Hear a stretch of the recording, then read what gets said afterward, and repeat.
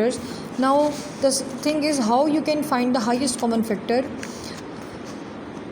Highest common factor, that is 1, 2 and 4. These are common factors. These are common factors, and which will be highest common factor. Common factors are 1, 2 and 4, and which will be highest common factor. 4 will be highest common factor.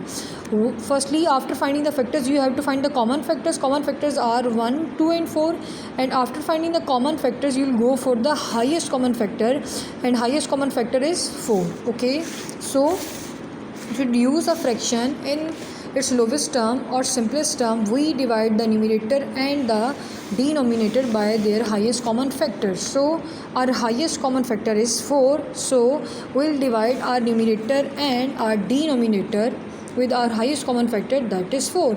4 1 times 4 and 4 5 times 20.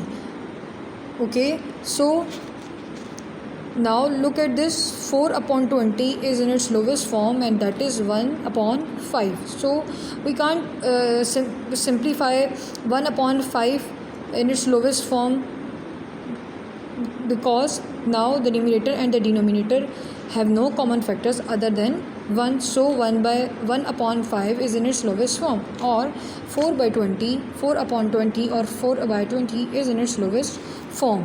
Okay, I hope you have grasped the concept, the question that we have discussed, and all those questions which we have discussed in our class. Please try to solve all those questions by finding the factors of those numbers. After finding the factors, you have to find common factors, and after common factors, you will go for the highest common factors. When you find highest common factors, please divide your numerator and denominator by the highest common factor,